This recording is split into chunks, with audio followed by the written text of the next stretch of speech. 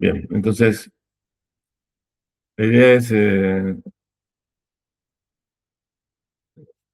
nosotros probamos una condición, siempre estamos hablando sobre estabilidad a partir de la función transferencia, ¿no es cierto? Que es la transformada de Laplace de la respuesta de impulso del sistema. Voy a buscar el mouse puntero. Entonces, lo que probamos es una condición necesaria y suficiente para que un sistema de unidad estacionario en tiempo continuo, representado por su función transferencia, sea biostable. Era que, bueno, primero que fuera una transferencia propia y que todos los polos estén en el semiplano izquierdo abierto. Entonces, tiene que tener parte real de los polos, tiene que ser negativa. Ups. Bueno, tengo que salir de la presentación.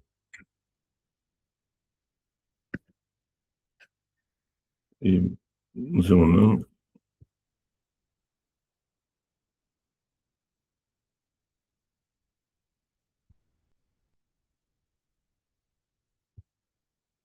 Creo que es el único, ¿no? Sí.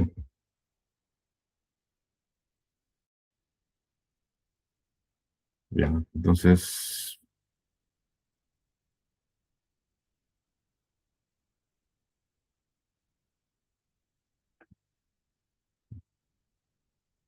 vuelvo acá, ¿lo están viendo?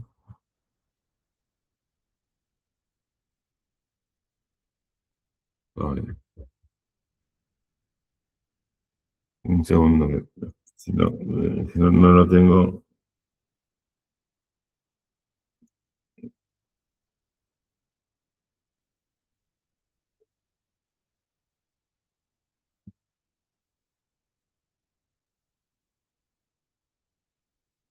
Bueno, vamos de nuevo. Entonces, la condición que debíamos necesaria y suficiente para la bioestabilidad era que la función de transferencia fuera propia y que los polos estén en el semiplano izquierdo abierto. O sea, tiene parte real de los polos sin ser negativa. Obviamente, la forma más fácil de verificar la estabilidad es entonces calcular las raíces del polinomio denominador, ¿verdad? Entonces, para saber dónde están los polos. Bueno, esto si uno tiene un software como MATLAB, no hay problema, ¿no es cierto? Por ejemplo, si el polinomio denominador, o incluso vienen las raíces de polinomios, las puede calcular en algunas calculadoras, se viene con eso, ¿no?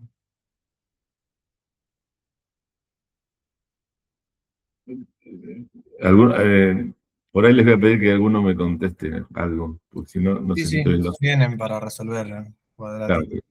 claro. Eh, Como no tengo, ahora cuando estoy presentando no tengo feedback visual. Eh, entonces, bueno, básicamente si uno tiene, por ejemplo, el polinomio denominador de tercer orden, este que está acá, es fácil calcular las raíces en MATLAB. Lo que tenemos que hacer es primero armar un vector con los coeficientes del polinomio ordenados en forma decreciente de potencia de S, y ese va a ser lo que va a representar al polinomio denominador. ¿Cierto? En este caso sería 1, 6, 11, 6, ¿verdad? 1, 6, 11, 6. Y después hacemos roots, o sea, los polos van a ser las raíces, o sea, roots de D.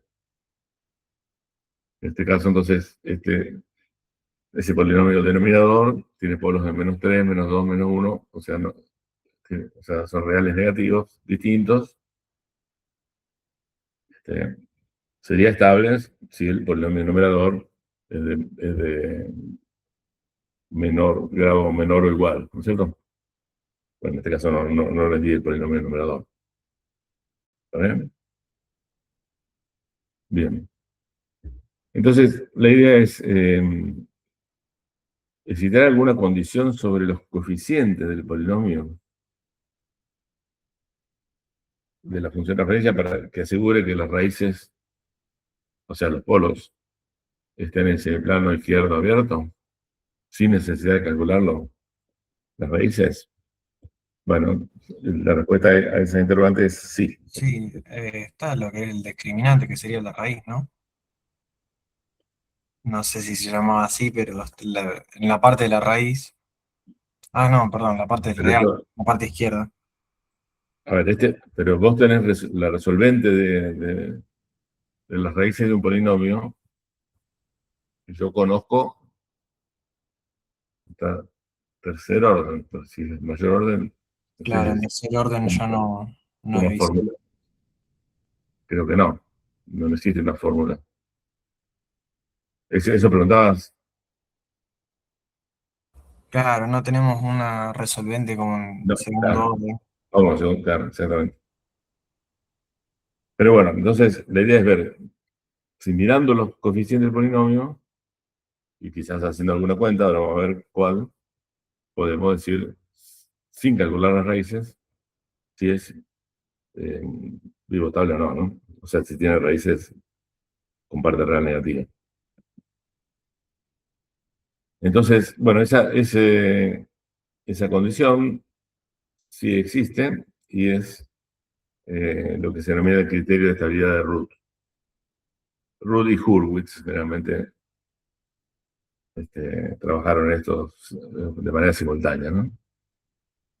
Entonces, la condición, o sea, esto es del siglo XIX, o sea, obviamente no existía MATLAB, eh, pero nos va a servir, porque en realidad no lo vamos a usar para...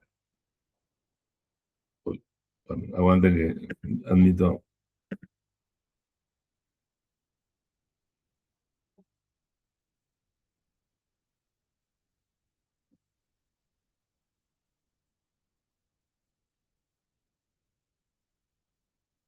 creo que lo metí, ¿no?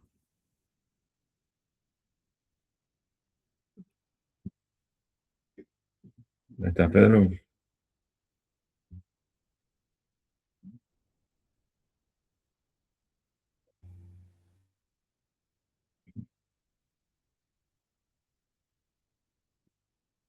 Entonces, bueno, si bien ya les digo, ese criterio se formuló cuando no había las herramientas de cálculo que hoy tenemos,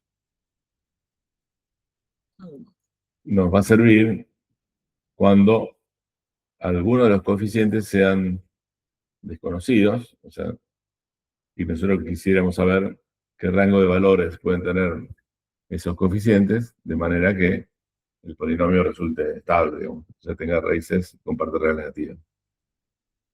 ¿Se entiende? Entonces, bueno, supongamos que un caso genérico, tengo el polinomio denominador es de orden n. ¿Vale? Acá fíjense que está normalizado, es un polinomio mónico, ¿no es cierto? Porque el coeficiente del término de mayor grado en S es unitario. Acá tengo el 1.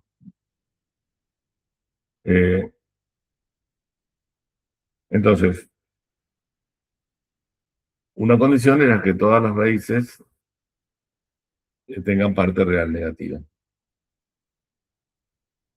Y entonces, eso necesariamente implica que los signos de los coeficientes tienen que ser todos positivos o todos negativos, ¿no? En realidad.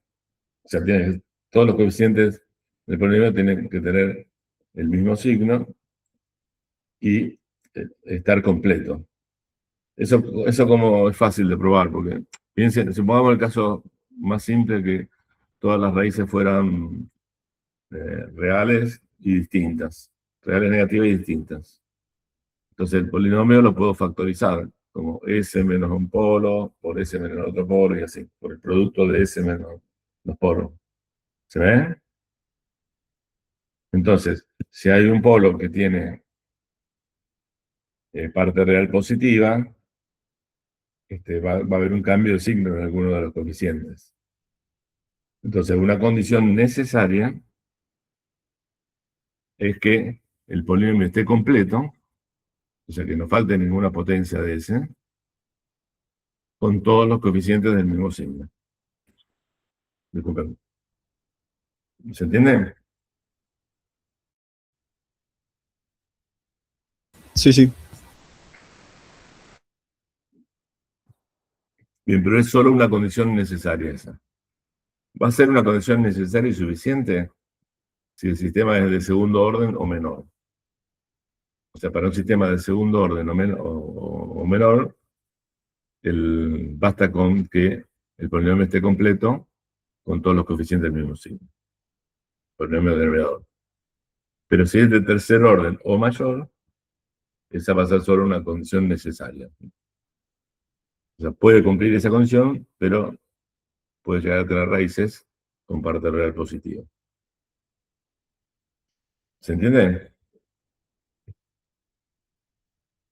Entonces, el criterio lo que dice es, nos da la condición necesaria de estabilidad root, una condición necesaria, pero no suficiente, es que el polinomio esté completo y todos los coeficientes sean positivos, o del mismo signo. ¿Está bien?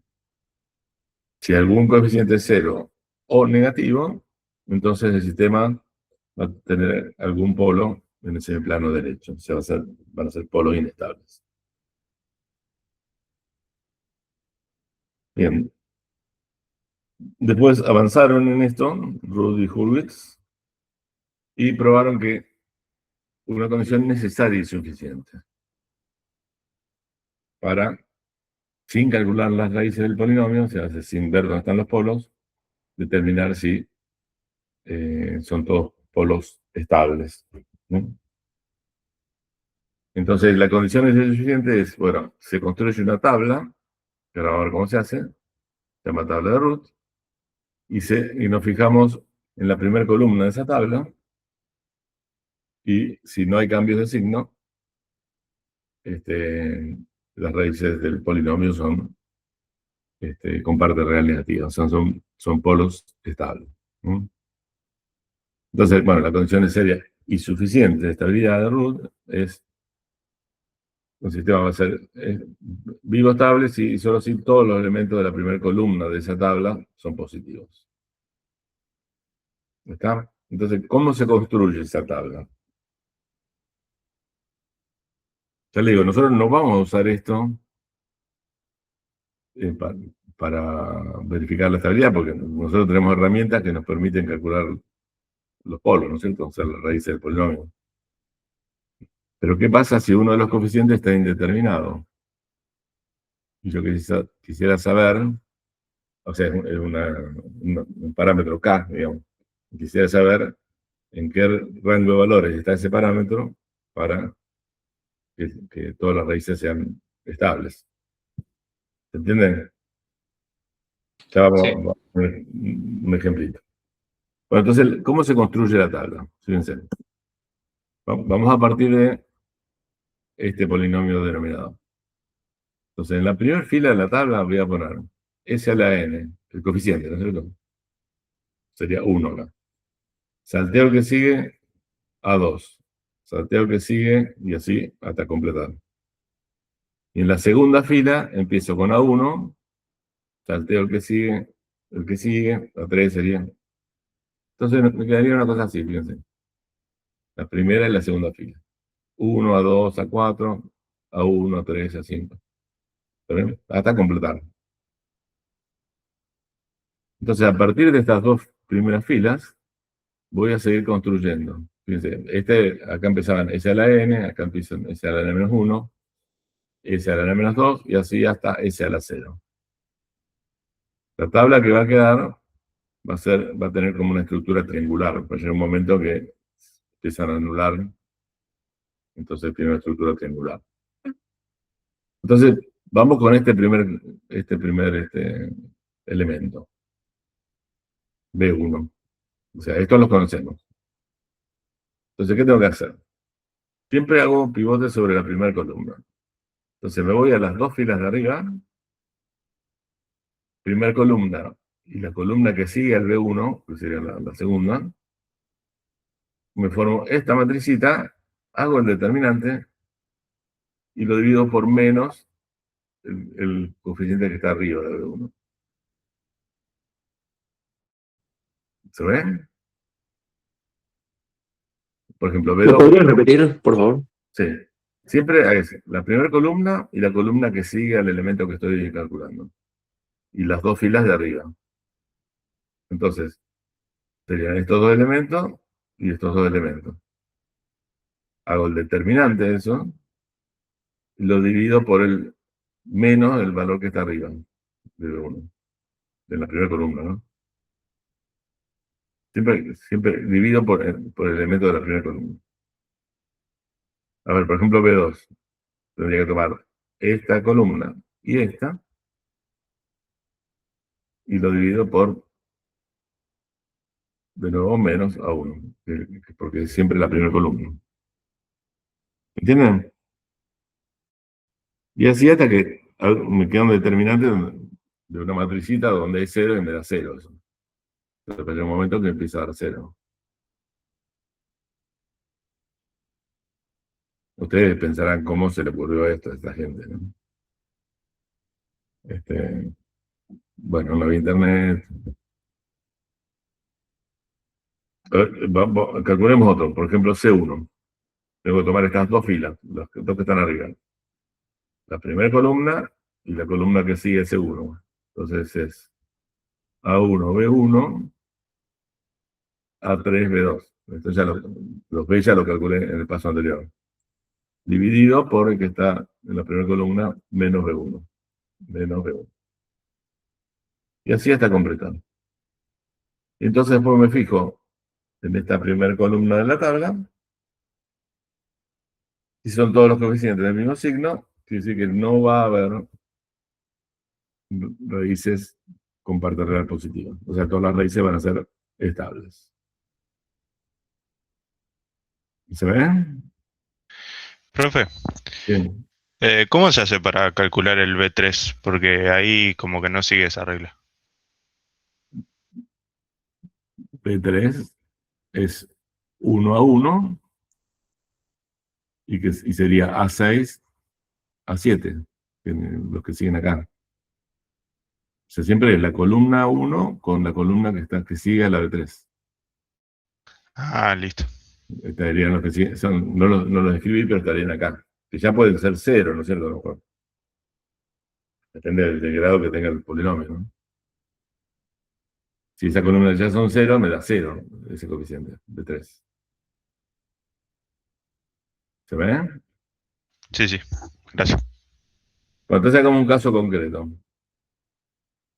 O sea, fíjense, van a quedar n más un elemento en la primera columna, porque voy de S a la n hasta S a la 0. Y si todos los elementos son positivos, porque como yo lo normalicé con el coeficiente del término de mayor grado en S es 1, es positivo. Entonces, si todos son positivos, las raíces del polinomio están en el plano izquierdo. Por lo tanto, bueno, si el sistema es estable, si el polinomio numerador tiene grado menor o igual, ¿no? Y si hubiera cambio de signo, entonces el número de cambios de signo que hay en esa primera columna me dice cuántos polos inestables tengo. Por ejemplo, si tuviera un término compositivo, después el que sigue es negativo, después vuelve positivo y sigue en positivo, acá habría un cambio de signo, de más a menos, y de menos a más otro. Entonces tendría dos polos inestables. Vamos a hacer un caso concreto. A ver, este polinomio de orden 6. Si usamos MATLAB para hacer las raíces, me dan estas raíces. Fíjense que tengo un polo real negativo, un par de polos complejos conjugados con parte real positiva. Estos son inestables. Eso no.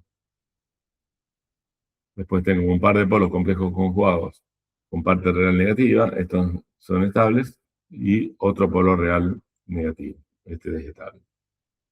Entonces vamos a construir la tabla de root para esto. Entonces, bueno, la primera fila sería 1, salte 1, 3, salte 1, 1, salte 1, 4. Veamos. 1, 3, 1, 4. Y la segunda sería 4, salte 1, 2, salte 1, 4. Y después me quedo sin... El que sigue vale 0, ¿no?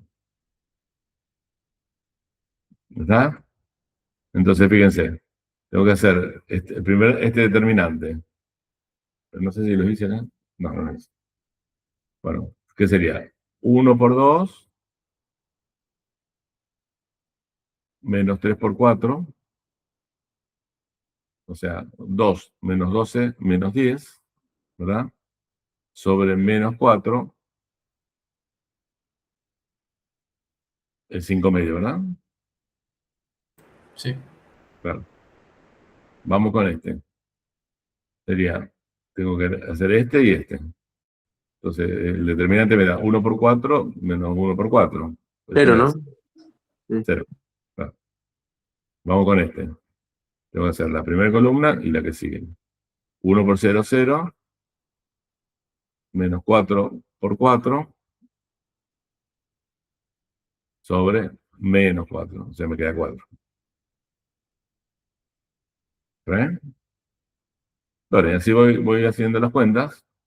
Entonces, fíjense que si ahora analizo la primera columna, venían todos bien, positivos, pero cuando paso de este a este, hay un cambio de signo y después el último vuelve a ser positivo. Entonces hay dos cambios de signo, entonces hay dos raíces en ese plano derecho, que bueno, ya sabíamos cuáles eran, ¿no? En este caso usamos MATLAB para calcular las raíces, son estas dos raíces, ¿no? ¿Se entiende?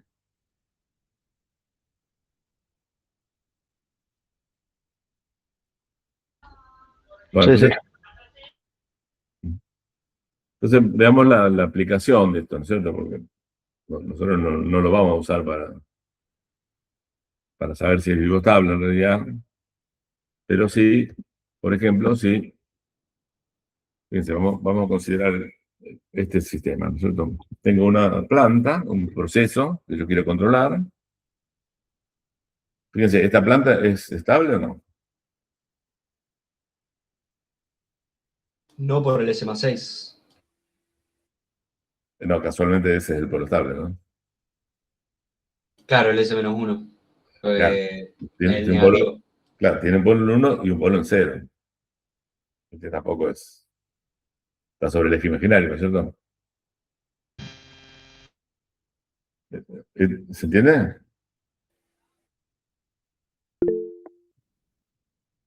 Sí, sí, di vuelta a los signos.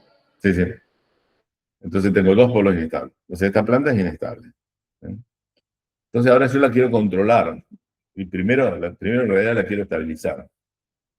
Entonces, ¿qué voy a hacer? Hago un esquema de control por retroalimentación de salida. Es decir, tomo la salida de la planta, la comparo con una referencia de salida. ¿Alguien que salió? ¿O alguien levantó la mano? Aguantó. No, fui yo que toqué por accidente, profe. Ah, entonces no hay nadie esperando, ¿no? No. Ok.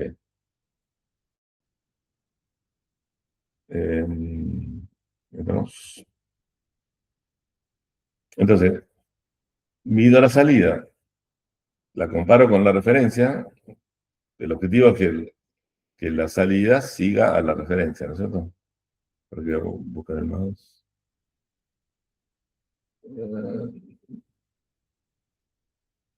Yo quiero que esta salida siga a esta referencia. Entonces, en función del error, hago la resta, actúo sobre la planta. Y en este caso es un tipo de controlador que es, fíjense, se llama control P, porque la señal de control es proporcional a la señal de error entre la referencia y la salida. ¿Se entiende? Este es un caso particular de los controles de tipo PID. Después que ya lo vamos a ver. ¿Se entiende el concepto, digamos, del esquema de control? Sí, sí. Bueno, entonces, ¿qué hacemos? Calculamos la función de referencia en lazo cerrado, o sea, entre R e I, y tendríamos que ver en esa transferencia si, ajustando este valor de K, logro que el sistema en lazo cerrado sea estable. ¿Se entiende? Entonces, ¿se acuerdan cómo era un lazo simple de retroalimentación? Era la ganancia del camino directo sobre uno más, porque es retroalimentación negativa, el producto de esa ganancia por la de la rama de retroalimentación, que en este caso es unitaria, ¿no? Un cable, ¿no? ¿Se entiende? Sí, sí. Entonces, fíjense que, bueno, después pasó este dividiendo. Bueno, créanme que da esto, digamos, si hago las cuentas. Esto es por lazo cerrado. ¿Eh? O sea, la ganancia entre R, la transferencia entre R e I. Bueno, entonces fíjense, este controlador tiene un solo grado de libertad. ¿Por qué? Porque, bueno, hay un solo parámetro que yo puedo variar, que es K. Y pero ese parámetro aparece por el menos denominador del lazo cerrado en dos de los coeficientes. ¿Se entiende? Entonces es probable que yo con este controlador no pueda ajustar estos coeficientes al valor que yo quiera, separadamente. Porque hay un solo parámetro que puedo variar, que es K. O sea, este controlador no tiene el número suficiente de grados de libertad para poder ajustar los polos del sistema enlazado cerrado donde yo quiera. Pero sí, sí, dale. No, perdón, me perdí ahí. ¿Por qué aparece el K en el denominador? Lo voy a hacer, entonces, lo voy a hacer paso por paso. Aguantame un segundo. Profe, Sí. perdón, antes de arrancar, hay un compañero que está esperando para entrar. Ah, bueno, por eso. Me pareció que había sonado, pero...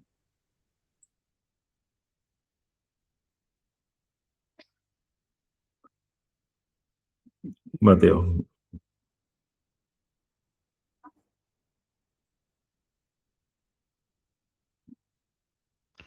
Buenas, gracias por Hola. aceptar. No, no hay problema. O sea, fíjense, voy a tratar de escribir esto en Paint. Entonces, bueno, voy a hacer la tableta. Ahí está. Entonces,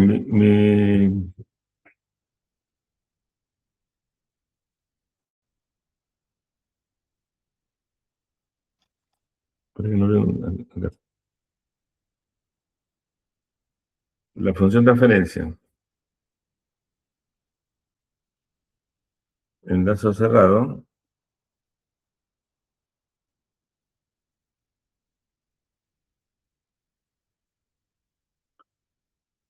es... ups,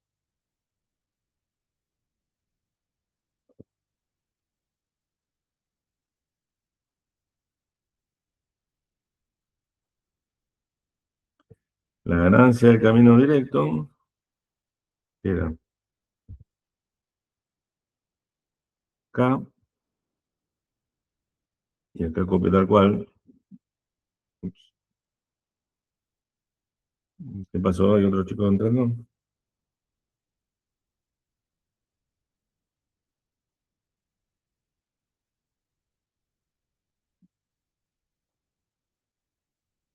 Ahí estamos.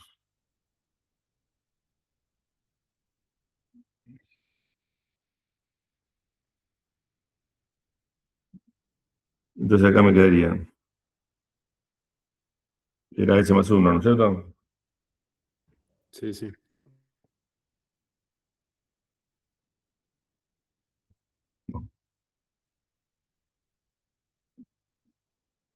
Por que no puedo escribir. S más 1. Y acá me quedaría S por S menos 1 por S más 5, ¿era? O más 6. 6. Entonces,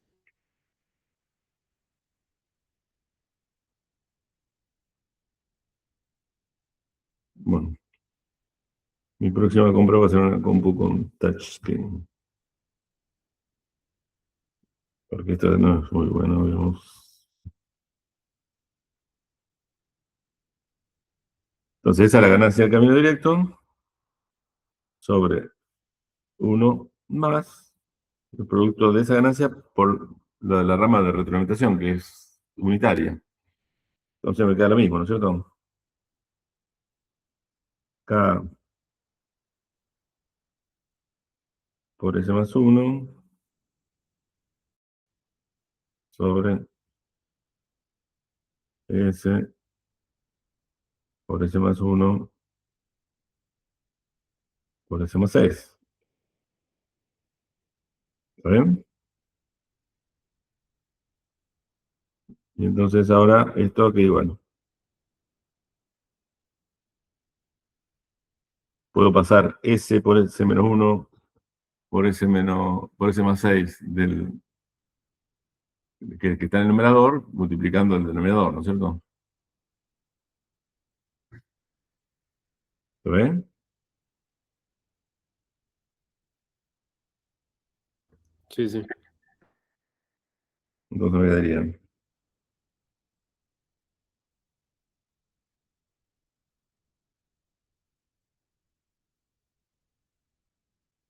acá arriba me queda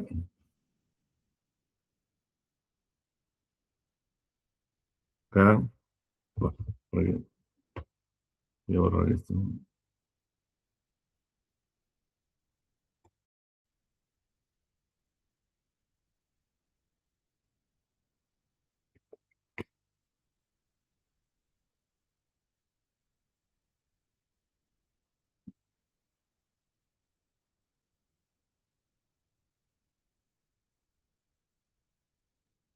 K por S más 1, y acá me queda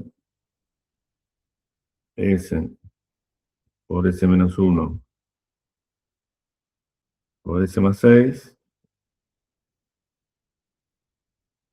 más K por S más 1, ¿no es cierto?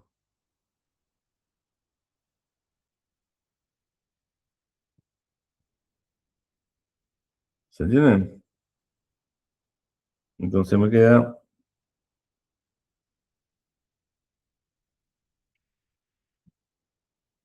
K por S más 1, y acá tengo que tener, me queda S por S por S, S cubo. Bueno, si no, multiplicamos. Pero un término K por S me va a quedar, y me va a quedar un K. ¿Se entienden? Sí, Entonces, sí. esta expresión acá, ¿no es cierto?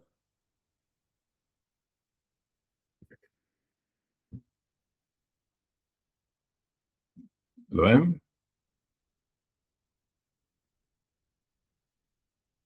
Sí, sí. Bueno, entonces, si bien con el coeficiente K puedo modificar este término, pero una vez que elijo el K para elegir este coeficiente, ya quedó determinado este coeficiente. O sea, no tengo el suficiente grado de libertad del controlador para poder ajustar los coeficientes del polinomio donde yo quiera. ¿Eh? Pero sí me va a servir para estabilizarlo. ¿Cuál sería la condición necesaria? Que es la del criterio de Root. El polinomio denominador tiene que tener que estar completo con todos los coeficientes del mismo signo. ¿Verdad? Entonces, esa es la condición necesaria. Entonces, este tiene que ser positivo, K positivo, y K menos 6 tiene que ser positivo. Así que K mayor que 6. O sea, en definitiva, K tiene que ser mayor que 6. Esa es la condición necesaria. Pero no es una condición suficiente. ¿Eh? ¿Lo van siguiendo? Sí, por ahí me pierdo un poco la matriz y lo determinante, pero el criterio en general sí. Bueno, una vez que aprendiste la regla, digamos, vos sí para calcular estos valores. Sí, pero pues no lo terminé de cerrar bien. Ahora igual solo lo miro un poquito más con detenimiento después y lo saco. Dale. Entonces, bueno, ¿qué hacemos? Hagamos la tabla de Root para este caso, que es más simple porque es de orden 3. Entonces, la primera fila sería 1, salte 1, K menos 6. Y la segunda fila sería 5, K. Entonces, 1, K menos 6, 5K. Entonces, si quiero calcular este coeficiente, que sería el determinante de esta matricita que me queda acá arriba, ¿no es cierto? Que es K menos 5 por K menos 6 sobre menos 5. Bueno, que es esto que está acá, ¿no? Y para calcular este, ¿qué tengo que hacer? Este determinante, acá hay un 0. Entonces 5 por 0 es 0, menos esto por esto, sobre menos esto. O sea, me queda acá. Entonces, para que no haya cambio de signo, como estos dos ya son positivos, 4K menos 30 dividido 5 tiene que ser positivo, y K tiene que ser positivo. Entonces, si despejo K de acá, o sea, 4 quintos de K tiene que ser mayor que 6, porque es 30 dividido 5. ¿Le estoy haciendo bien la cuenta o no?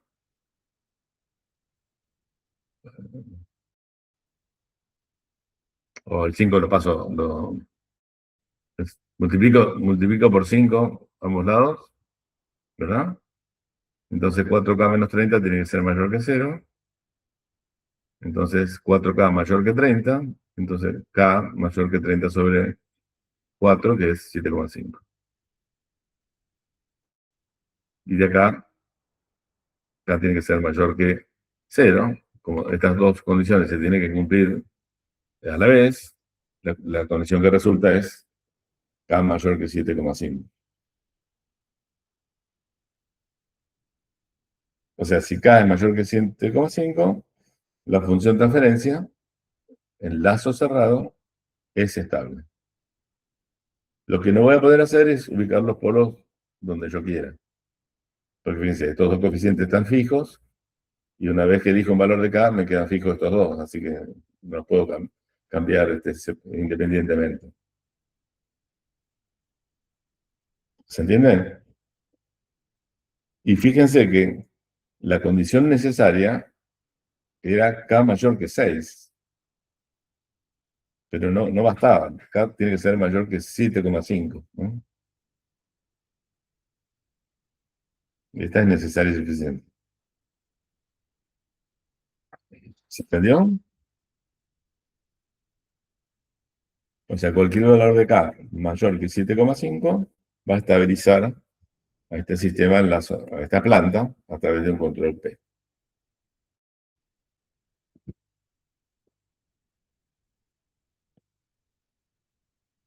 ¿Hay dudas? Por mi parte no, profe. Dale. Bueno, entonces, hay algunos casos especiales. Ahora los voy a saltar. Vamos a hacer primero un ejemplo un poquito más complejo.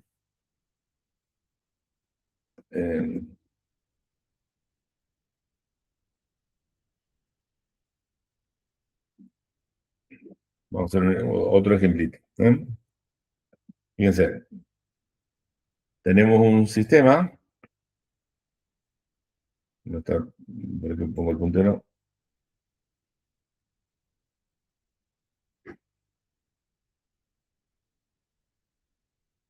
Nuestro proceso, digamos, que queremos controlar, tiene esta transferencia, que vemos que es, si bien es propia, es inestable, ¿no es cierto? Hay un polo en 1, o sea, está en el semiplano derecho. Entonces ahora voy a implementar un control, en este caso es un control que tiene dos términos, P e I. Ahora vamos al medio. También censo la salida, la comparo con una referencia, y en función del error, o sea, de la diferencia entre esas dos, actúo a través del controlador sobre la planta. En este caso, fíjense, el control se llama un control PI, porque tiene, esta señal acá tiene algo que es proporcional al error, Kp por el error, y algo que es proporcional a la integral del error, porque se acuerdan de la transformada de la integral es 1 sobre s, ¿no? ¿Se ven? Sí, sí. Entonces este es un control PI. En este caso, este control tiene 2 grados de libertad. O sea, hay 2 parámetros que yo puedo modificar si mi objetivo es que el sistema de lazo cerrado ubicar los poros donde yo quiera. Vamos a ver si se puede ahora. Pero en este Entonces, caso, perdón, el cálculo sería igual con el lazo cerrado, ya que tenés una única rama en la que tenés las dos ganancias ahí, ¿no? no, vamos a ver cómo queda la transferencia en lazo cerrado. Porque a lo mejor un coeficiente aparece en el caso P, aparece en uno de los coeficientes y el caso I aparece en otro. Y entonces los puedo cambiar, esos dos coeficientes los voy a poder cambiar separadamente, independientemente, ¿no? Claro. Entonces, Una fíjense, pregunta. Ah. sí, ¿A vos te interesa poder colocar los poros donde vos quieras por el tema de elegir uno dominante o no? no por elegir un eliminante, sino porque yo quiero que mi sistema controlado tenga una cierta dinámica. Ah, ok. Por ejemplo, si es de segundo orden, que sea, quisiera que tuviera amortiguamiento crítico, es la respuesta al escalón, ¿no es cierto? O que fuera subamortiguado. O sea, yo especifico, o sea, los objetivos, el primer objetivo es estabilizar. Que el sistema de lazo cerrado tiene que ser estable. Y si se puede, controlar la dinámica del sistema de lazo cerrado a través de los coeficientes de los parámetros del controlador. Claro. ¿Está bien? Sí. Entonces, bueno, vamos a ver si se puede en este caso. Si calculamos, este es un caso particular de uno más general, que es el control PID, que tiene esos dos términos que mencionamos recién, más un término que es proporcional a la derivada del error, ¿no? S por EDS es la transformada en la derivada, ¿no es cierto? ¿Se entiende? Estos se denominan controladores PID y están muy difundidos en la industria. O sea, la mayoría de los PLC, de los controladores lógicos programables, permiten implementar un controlador PID, ¿no? Entonces, lo que uno tiene que hacer el operario es sintonizar estos parámetros, ¿no? O sea, ¿qué valor pongo ahí? Y hay diversas técnicas para sintonizar esos parámetros, para ajustar esos parámetros, ¿no? ¿Se entienden? Este es el caso general de un control PID, pero en nuestro caso no tenemos la parte derivada. Tenemos solo PI. Bueno, entonces, ¿qué hacemos? Calculamos la transferencia en lazo cerrado,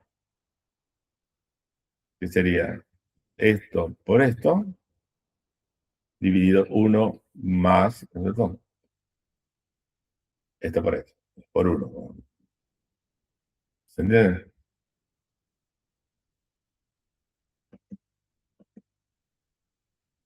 Bueno, acá está analizado. Bueno, nuestro controlador tiene dos grados de libertad y queremos ver el rango de valores que pueden tomar estos parámetros del controlador que aseguren que el sistema sea vivo estable. Y esto ya lo notamos antes, la planta no es estable porque tengo un polo en 1. El otro polo sí es estable, pero este polo es inestable.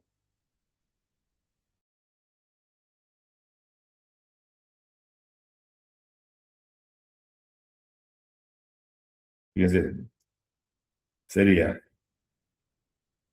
C por G dividido 1 más C por G. ¿Verdad? Es el lazo simple de retroalimentación.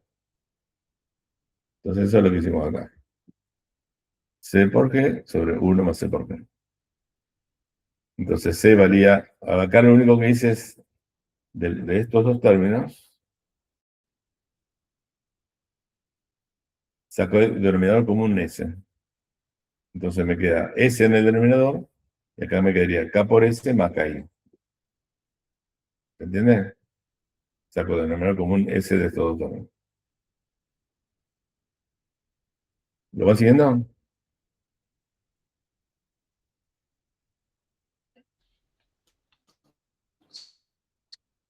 Por ahora. Se escuchan los grillitos, ¿eh? Clic, clic, clic.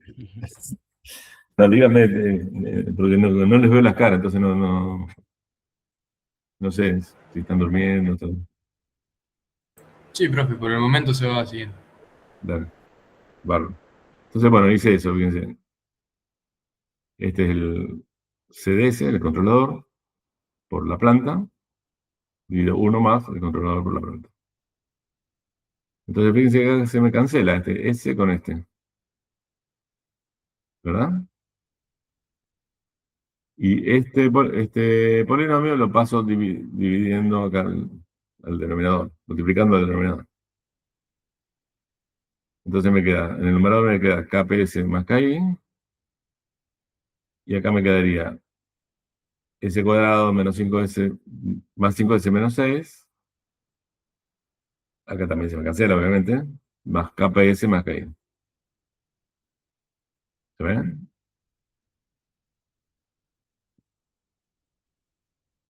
Entonces ahora junto todo lo que tiene S, que son estos dos términos, y todo lo que tienen S a la 0, digamos. Y esta entonces es la transferencia en lazo cerrado. Fíjense que en este caso, uno de los coeficientes de los parámetros del controlador afecta al término en S, y el otro afecta al término de S a la 0. Quiere decir que yo, ajustando estos dos parámetros, puedo lograr que esos coeficientes tengan el valor que yo quiero. Entonces voy a lograr las raíces, los polos que yo quiera en lazo cerrado. Pues el sistema de segundo orden. Y en este caso, como la función transferencia en lazo cerrado resultó de segundo orden, el criterio de Root es la condición necesaria, que era que que esté completo el denominador y los coeficientes del mismo signo, es también suficiente. Entonces acá yo ya sé que Kp más 5 tiene que ser positivo y Ki menos 6 tiene que ser positivo. O sea, no haría falta en este caso hacer la tabla de Root. ¿Por qué? Porque me quedó de segundo orden, y para sistemas de segundo orden o menor, la condición de que el polinomio esté completo con todos los coeficientes del mismo signo es una condición necesaria y suficiente. ¿Está bien? Entonces, bueno, me queda que Kp más 5 mayor que 0, o sea que Kp mayor que menos 5, y Ki menos 6 mayor que 0, o sea que Ki mayor que 0. Quiere decir que si yo dibujo en un plano Kp eje de ordenadas, Ki eje de abscisas, voy a tener, fíjense, Kp mayor que menos 5, o sea, me pongo el menos 5 y sería el semiplano para arriba de esta recta. Y Ki mayor que 6, sobre este eje estaría, es el semiplano a la derecha de esta recta.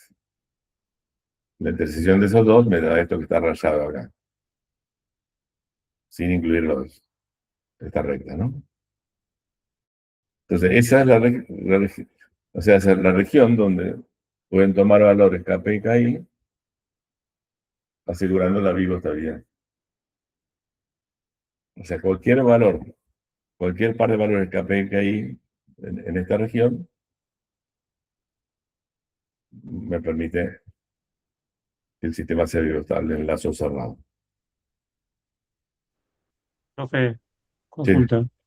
¿Por qué se hace en una tabla eh, las dos variables? Son reales las dos, ¿no? Claro, sí, sí. Kp y Ki, ¿vos decís? Bueno, si tuviera 3 parámetros del controlador, ya no lo puedo representar en un plano, ¿verdad? Sería en 3D lo tendría que representar. En este caso tengo solo 2 parámetros del controlador y yo saqué estas condiciones. Entonces, la región donde se cumplen estas dos a la vez es esta que está rayada acá.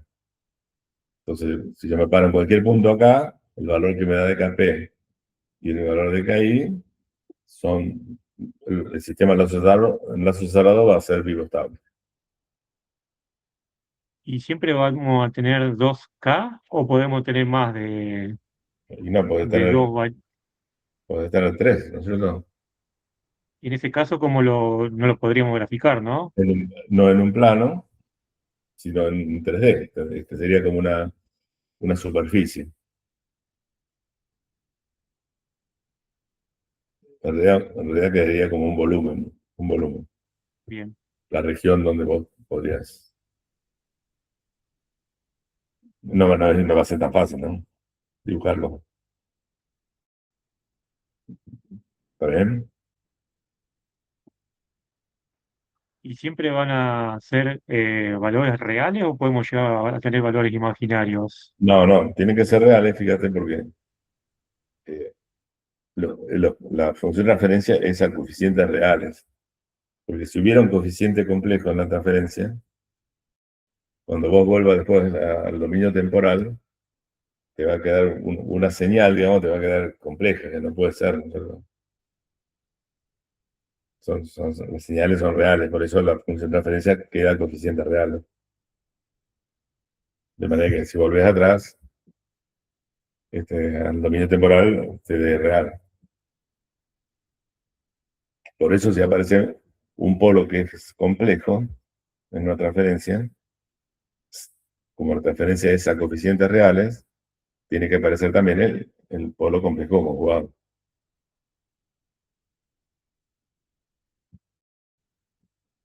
¿Se entiende?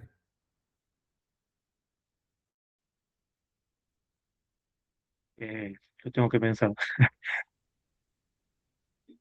pero creo que sí. Y fíjate, si tuvieras un solo polo que es complejo, poner que en vez de un 1 que sería S sobre S menos J2, por decir algo. Si vos haces la transformación inversa de eso, con un solo polo complejo, te va a dar una señal que es compleja.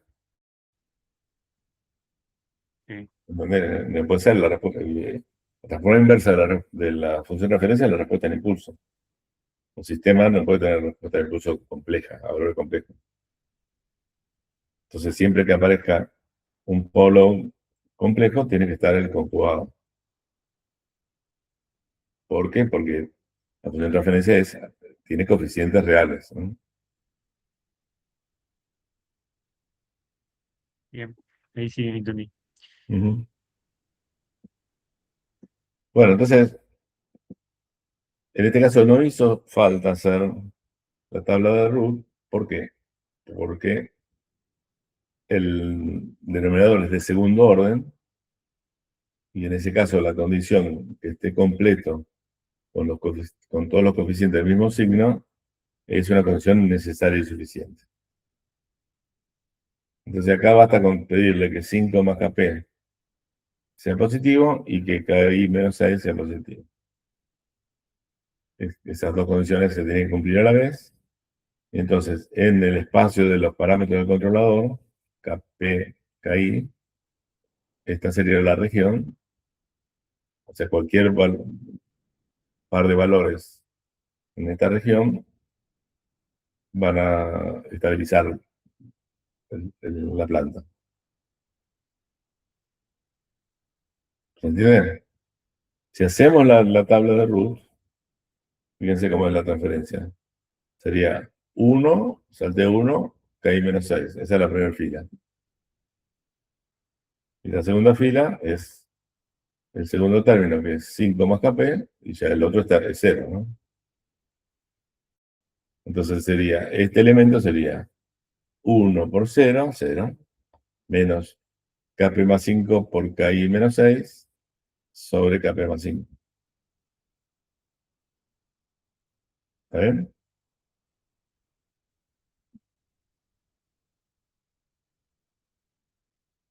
¿Se ven?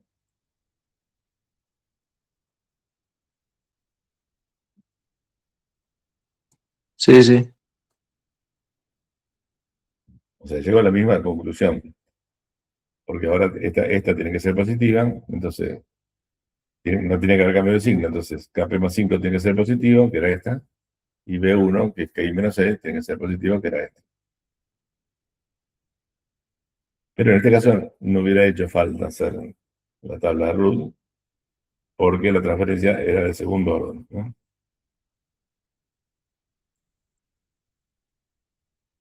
¿Se ve? Bueno, y en este caso particular, fíjense que ajustando Kp y KI, yo podría hacer que las raíces, o sea, que los polos de la transferencia en el lazo cerrado, estén donde yo quiera, ¿no? Porque Kp afecta a un coeficiente independientemente y Kp afecta a este otro. O sea, este controlador para esa planta tiene el número suficiente de grados de libertad que permitan ajustar la dinámica del sistema. No solo estabilizar, sino ajustar la dinámica del sistema en lazo cerrado. ¿Se entiende? Entonces, ¿cómo haríamos? Supongamos que, o sea, fíjense, la flechita esa indica que esos coeficientes yo los puedo variar. ¿Verdad? Entonces, yo puedo ajustar KI por un lado, el KP por el otro, de modo que estos dos coeficientes queden con el valor que yo quiera. ¿Está? Ahora, si hago eso, ya no puedo ajustar dónde me queda el polo, el cero, perdón. Porque una vez que ajusté KI y KP, para poner los polos donde yo quiera, ya quedó determinado el cero. ¿Se entiende?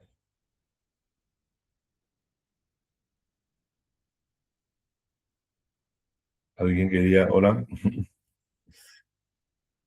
Sí, sí, profe. Bien. Entonces, si yo impongo ahora no solo que sea estable, o sea, antes de ajustar los coeficientes, quiero que sea estable, pero además quiero que sea en mínima fase. Entonces, fíjense que este cociente tiene que ser positivo, ¿verdad? Para que el cero estén en el plano izquierdo. ¿Se entiende? Tiene que ser, el cero tiene que ser real negativo. Entonces, de esta región, que era la de estabilidad, si yo tomo puntos en esta parte acá, ahí tienen distintos signos, porque KP es positivo, perdón, KI es positivo, pero KP es negativo acá, ¿verdad? Entonces, si quiero que sea mínima fase, KI tiene que tener el mismo signo. Entonces, de esta región, me voy a acabar con esta de acá arriba, ¿no? Que es parte de la región de estabilidad, pero aparte, KP y KI tienen el mismo signo, entonces también me va a dar mínima fase del sistema. Y eso es lo que está hecho aquí. ¿Está bien? O sea, cualquier par de valores KP, KI que estén acá adentro, me va a estabilizar el sistema y me va a dar de mínima fase. Y yo voy a poder ajustar los polos, en este caso, donde yo quiera. No así el cero. El cero, una vez que fijé KP y KI, el cero ya me queda determinado, ¿no? Pero recuerden que la dinámica viene dada por los polos, ¿no?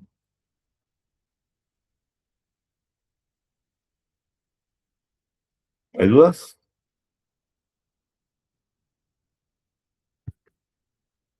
No, de momento no. Bien, entonces vamos a hacer eso, vamos a ajustar. Profe, Sí. una consulta. Si tuviese más de un cero en el numerador, la condición de mínima fase, ¿cómo la obtengo? Todos los ceros tienen que ser real negativo. Si hay un cero que es real positivo, ya es no mínima fase. Ok, gracias.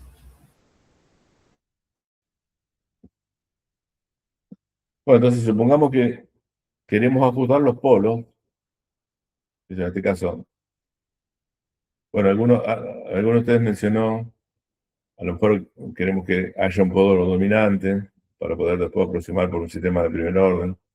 Bueno, este no va a ser el caso, pero podríamos plantear ese caso, ¿no? En este caso, bueno, quiero que los polos en lazo cerrado sean -3 y -5. Entonces, mi denominador de la función de transferencia en caso cerrado está acá, digamos. Va, va, va a tener que tener polos en -3 y -5. O sea que va a ser de la forma S+3 por S+5. O sea, esto tiene que ser igual a S cuadrado más 5 más KPS más y -6. ¿Se entiende? Entonces ahora distribuyo, esto me queda S cuadrado más 8S más 15, igual a esto, entonces igual al coeficiente. Que está multiplicando S, acá vale 8 y acá vale 5 más KP, tiene que ser iguales. Y después el S a la 0, acá vale 15 y acá vale KI menos 6. Tiene que ser igual. Entonces, de acá despejo cuánto tiene que haber KP y cuánto KI. Quiere decir que ajustando los parámetros del controlador, yo puedo lograr tener la dinámica que yo quiera. El 0 no lo voy a poder ajustar, ¿verdad? Porque ya una vez que fijé KP y KI, el 0, fíjense, queda -7, ¿no? Que en este caso resultó mínima fase, ¿no? ¿Por qué? Porque estos dos son los dos positivos y están en la región, en esta región, ¿no?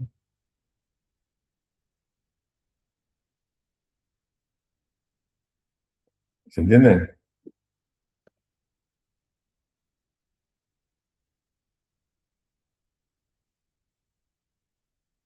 ¿Dudas?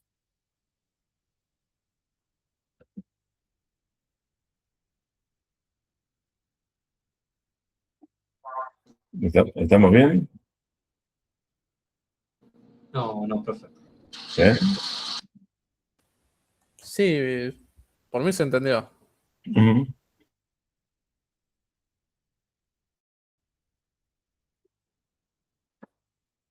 Bueno, entonces,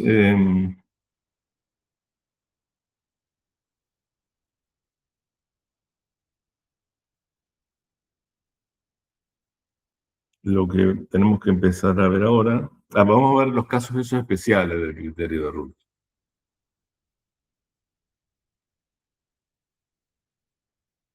Pues vimos un caso general, ¿no es cierto? Entonces, fíjense, bueno, esto ya lo vimos acá. Hay dos casos especiales.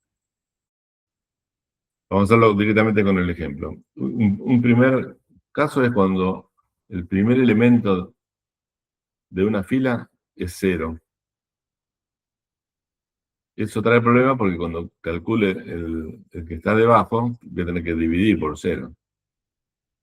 Y eso se va infinito, ¿no es cierto? Entonces, fíjense, en este caso, el polinomio, me equivoco,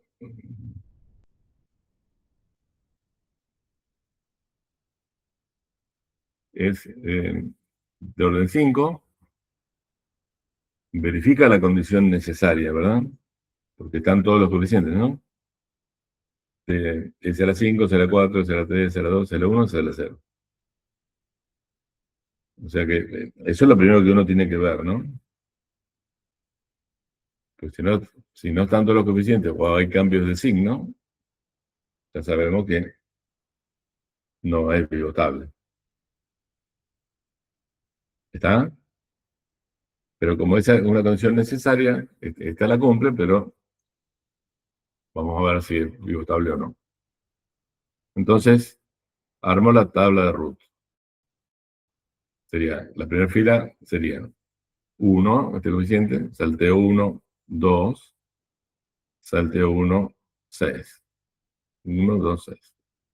La segunda fila empiezo acá, 3, salteo 1, 6, salteo 1, 9.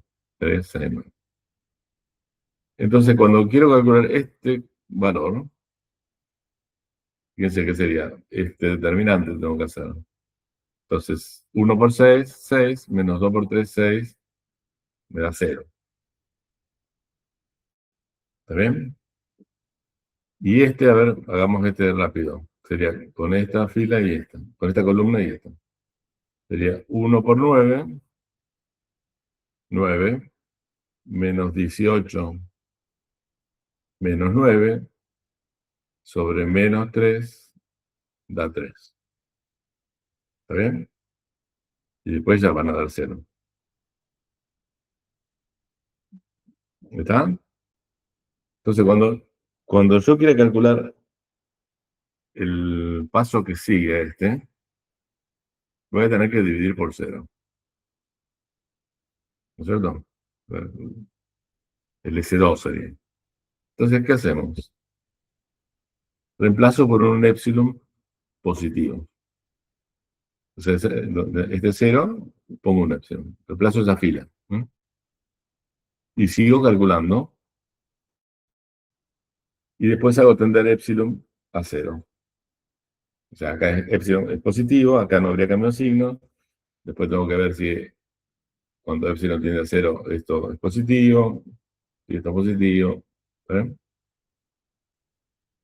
¿Se entiende? ¿Lo puedo repetir, profe? No me cerró mucho. Dale. O sea, el problema es que acá me quedó en la fila 3, el primer elemento es un 0. Entonces, cuando tengo que calcular el que está abajo, era esto dividido esto, menos esto. O sea, voy a tener que dividir por 0.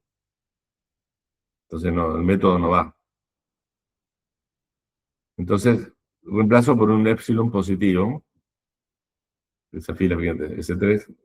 En vez de esta acá que empezaba en 0, ahora le pongo un épsilon que es muy pequeño, va a tender a 0 después. Pero del lado positivo.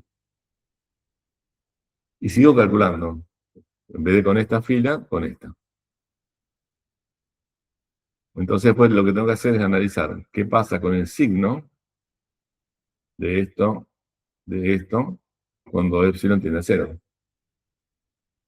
Si el signo es positivo, no hay cambio de signo, entonces no hay polos inestables. ¿Se entiende? Sí, ese quedó claro. Oye. No siempre es tan fácil, ¿no? Porque fíjense, con analizar el signo de esto acá, cuando epsilon tiende a 0, quizás no sea tan simple. ¿Mm? Bien. En este caso, si hacemos las raíces, porque con MATLAB no tenemos problema, este sistema, si bien cumple con la condición necesaria, tiene un par de polos que son complejos conjugados, pero con parte real positiva. Tiene dos polos inestables. Entonces, cuando epsilon tiende a 0, va a haber un cambio de signo, me parece que es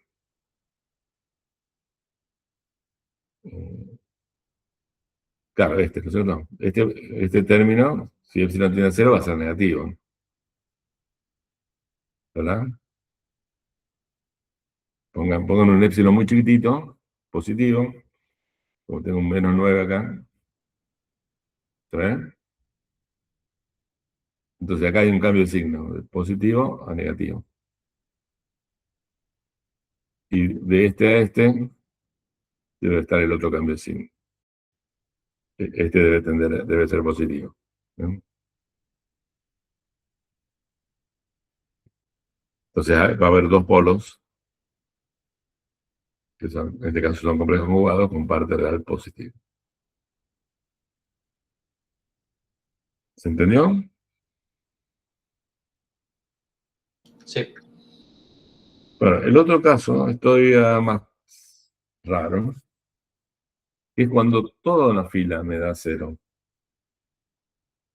Fíjense, tengo de nuevo un polinomio, en este caso de orden 5. Veo que está completo y tiene todos los coeficientes del mismo signo, o sea, cumple con la condición necesaria. Entonces, armo la tabla de root. La primera fila sería 1, salteo 1, 11, salteo 1, 28. Y después, la segunda fila sería 5, salteo 1, 23, salteo 1, 12. ¿Verdad? Entonces empiezo a calcular. Bueno, por ahora créanme que estos dan así. Hasta acá, digamos. Cuando calculo este elemento, fíjense, es 6,4 por 12, da lo mismo que 3 por 25,6. ¿Puede ser? ¿Tienen por ahí MATLAB?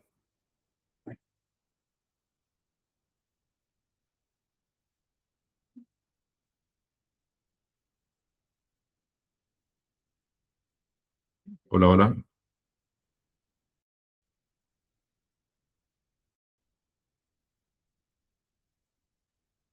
¿Me están siguiendo? Lo mismo. Sí, da 76,8. Claro. Entonces esto da 0. Y el otro término sería esto, y acá tengo ceros. O sea que es 6,4 por 0, menos, que da 0, menos 3 por 0, que da 0. Se me quedó toda una fila de 0. Entonces, ¿qué hacemos? Escribimos es el polinomio que está acá arriba. Fíjense que sería 3 por ese cuadrado, y después siempre salteaba 1, o sea que más 12. Eso lo llamo, es el polinomio auxiliar. O sea, el polinomio que queda arriba de los ceros. Y ahora hago la derivada de ese polinomio. Y entonces reemplazo la fila de ceros por ese polinomio. Fíjense, el término que multiplica ese es 6 y no hay término dependiente, o sea que tengo un 0. Y sigo calculando.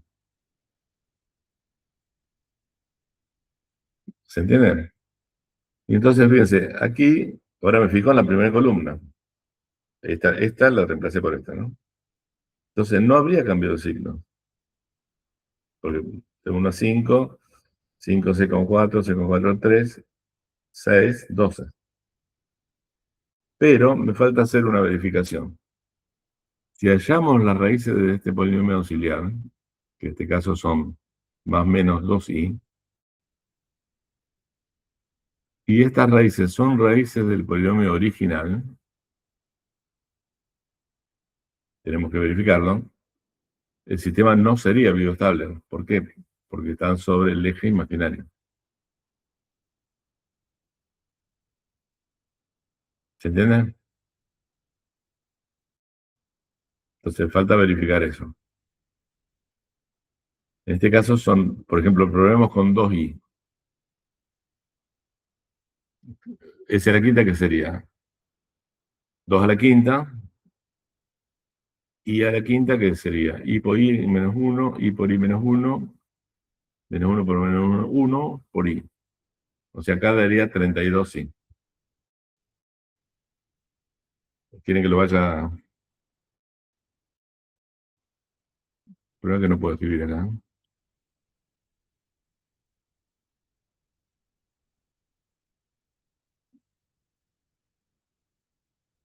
Bueno, entonces, a ver, déjenme que lo copie en el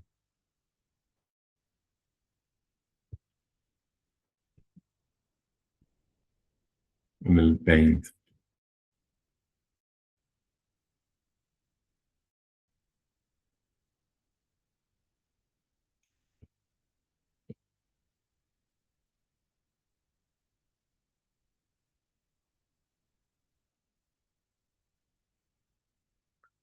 Si me lo pueden dictar, mejor. ¿Cómo es DDS? S a la quinta. Oh, ¿qué pasó? Aumento, aumento.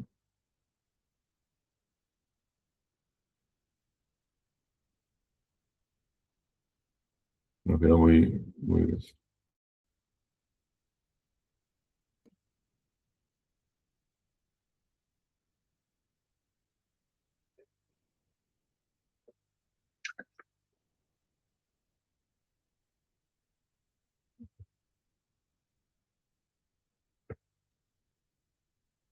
Ah, no, me quedó al revés. Segundo, ya estoy bien.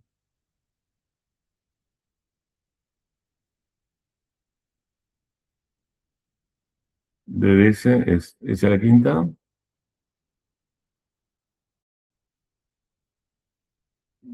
Más Más. 5 S a la 4.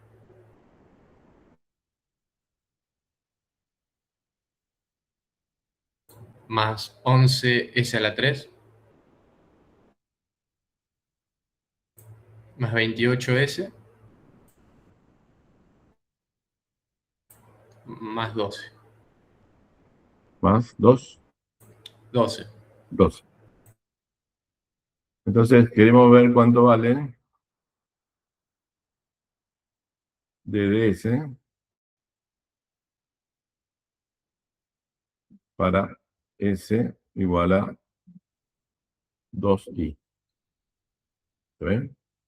Que esta es la raíz del polinomio auxiliar. Ah, perdón, profe, no te dije después del 11 S a la 3, que va a Ah, 23 S a la 2. sí, sí. A ver, aguanta un segundo. Disculpa.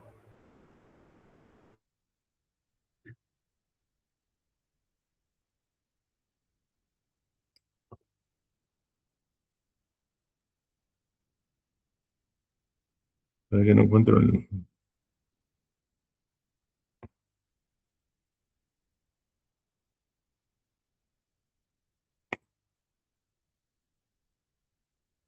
No puedo borrar.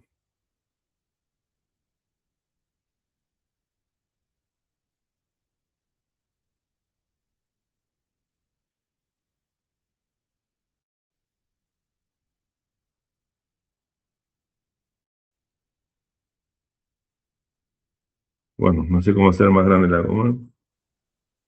Ahí donde hice brushes, creo que puedes cambiar el tamaño del pincel. Bueno, por ahí acá.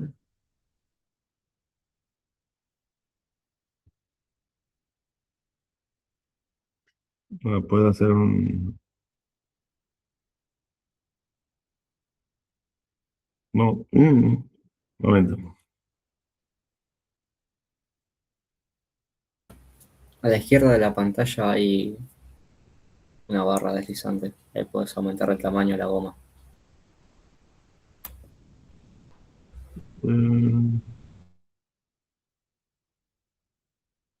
Pero no, esta no es la goma. Claro, ahí está No, no, seleccionado el pincel. No está el pincel, por eso. Claro, bueno, seleccioné la goma. Ahí está. Ah, bien. Me parecía que era así, pero... Entonces, vamos con esto. Faltaba el término cuadrático. ¿Y cuánto es? 23 cuadrado. 23 S cuadrado más... Y 8S más 12. Oh, Dios. Pero bueno, ¿qué es esto?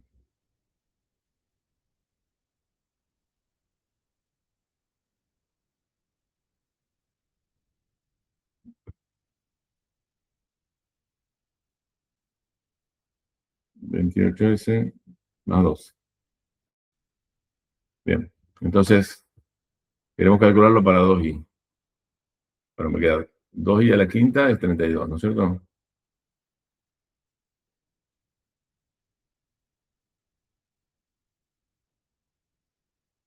Y a la quinta es i por i menos 1. I por i menos 1, menos 1 por menos 1, 1 por i. O sea, me queda 32i. ¿Está bien? Después, 2i a la cuarta. O sea, 2 a la cuarta es 16 por 5 da 80, ¿verdad? Y a la cuarta da 1, ¿verdad? Porque acá me queda 80. Después tengo 11, o sea, 2 al cubo es 8 por 11, 88. Y acá me queda menos i, ¿verdad? O sea, menos 88i. Después, s cuadrado es 2 por 2, 4. Por 26, 92.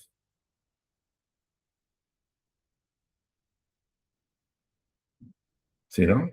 Entonces menos 92.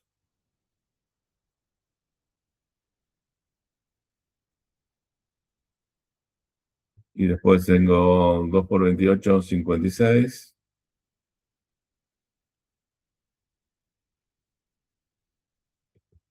Más 12. Entonces, fíjense.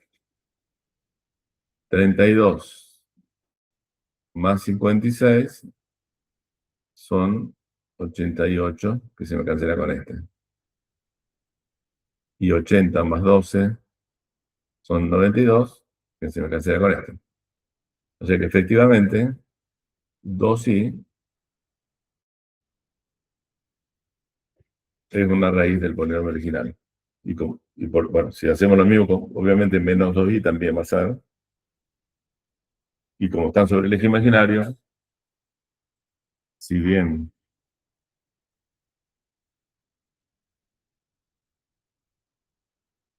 no habría cambios de signo acá, como estas raíces son raíces del polinomio original y están sobre el eje imaginario, el sistema no es pivotable. ¿Está bien? Porque tiene dos raíces imaginarias puras.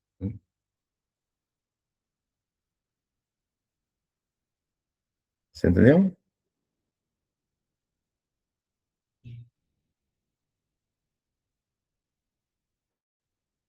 Hola, hola. Sí, sí. Sí, sí, profe, profe. entendió. Ujú. Bueno.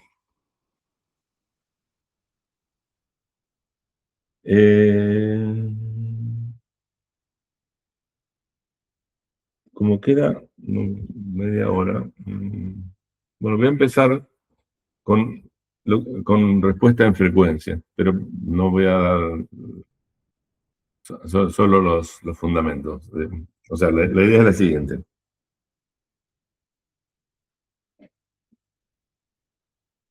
Muy bien.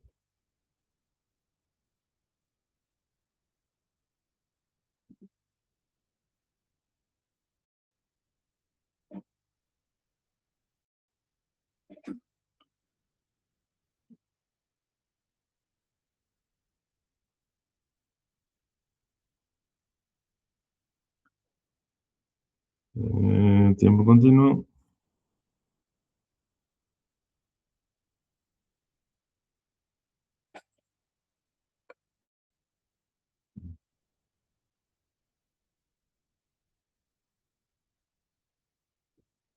Ah, perdón, no abrí en PDF.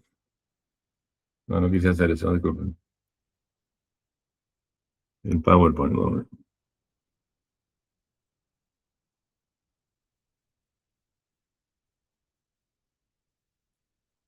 Ahora sí.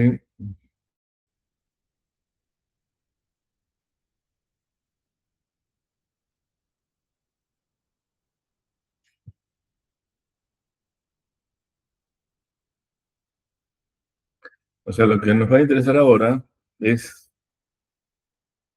ver, digamos, cómo se comportan los sistemas, bueno, en línea estacionaria, y ahora vamos a hacer en tiempo continuo, ante entradas senoidales.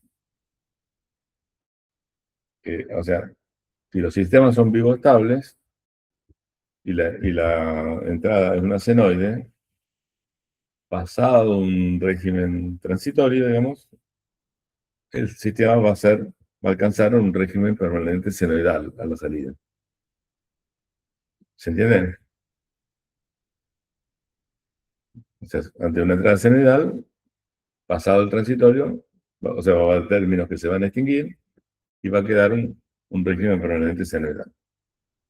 Entonces nos interesa ver, para cada frecuencia de la senoide de entrada, cuánto se amplifica, o sea, cuando pasa por el sistema dinámico, y cuánto se desfasa la salida respecto a la entrada. ¿Se entiende? O sea, nos interesa ver el comportamiento en frecuencia del sistema. ¿Se ven? Sí, sí, perfecto. Por ejemplo, si yo tengo un amplificador de audio, me interesaría que el amplificador, bueno, primero que amplifique por igual todas las frecuencias y que las desfase por igual, ¿no es cierto? De manera que la forma de onda de la señal de salida del amplificador sea igual a la de la señal de entrada, es decir, que no haya distorsión, ¿no es cierto?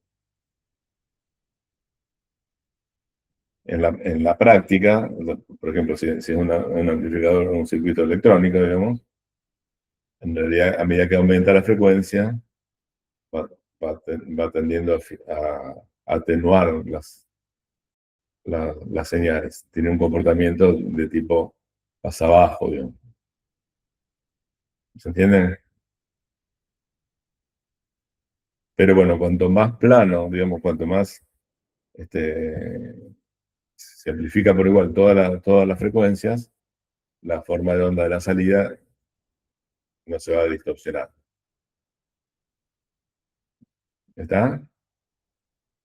Entonces lo que queremos hacer es, bueno, metemos una señal senoidal, queremos ver qué pasa a la salida. Sabemos que en régimen permanente va a alcanzar un régimen permanente senoidal y queremos saber cuánto se amplifica o atenúa la senoide de entrada y cuánto se desfasa la salida de la entrada. ¿Está? Ese es el objetivo. ¿Dudas? Bueno, si eso lo hacemos para todas las frecuencias en un rango, decimos que esa es la respuesta en frecuencia del sistema.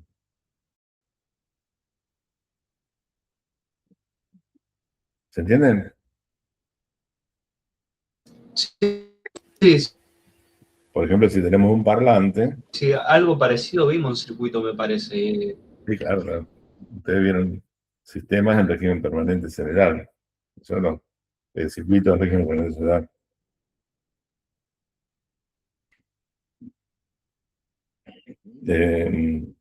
Si tenemos un parlante, bueno, queremos que se escuchen todas las componentes generales de la señal de audio. Y como hay limitaciones mecánicas, el parlante es algo que está vibrando, digamos, tiene una característica, pasa abajo, digamos, va a empezar a atenuar, se aumenta mucho la frecuencia. ¿Entienden? Ahí vamos a introducir el concepto de ancho de banda del sistema. Bueno, entonces, ¿cómo les parece que podemos encargar esto? Bueno, ya está hecho, pero yo. Lo vamos a hacer en el dominio de Laplace. Tenemos la función transferencia, le metemos una senoide de entrada, perdón, y vemos cómo es la respuesta.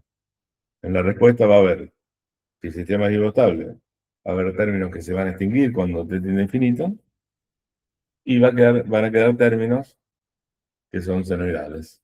Entonces nos interesa vincular la senoide de salida en régimen permanente senoidal con respecto a la senoide de entrada.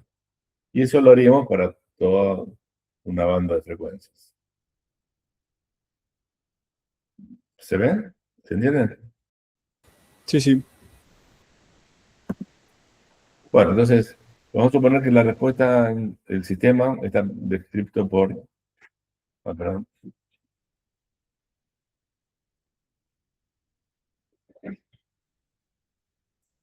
Por una función de transferencia, tendría m ceros y n polos. Por simplicidad, acá supuse que todos los polos eran distintos y reales negativos, ¿no es cierto? Distintos entre sí, y todos los ceros son distintos entre sí y reales negativos. Para que esto sea vivo estable, mínimo fase. Entonces queremos saber qué pasa cuando a este sistema... ¿Se acuerdan qué significaba este símbolo? Sí, el productorio. Aplicación de cada componente. Claro, producto de términos S menos el 0, y acá producto de términos de la forma S menos el polo. Entonces nos interesa ver la respuesta del sistema a una entrada general. O sea, por ejemplo, de amplitud U0 y pulsación omega. Entonces, bueno, vamos a trabajar en el dominio transformado. Entonces tenemos que hacer la transformada de Laplace de esto. Y multiplicar la función de transferencia por la transformada de Laplace de la entrada para obtener la transformada de Laplace de la salida. Entonces la transformada de Laplace de una senoide es esto que está acá. Esa está en la tabla. Y entonces hacemos HDS por UDS y nos queda esto acá. Entonces, fíjense que ya tenemos factorizado el polinomio denominador acá.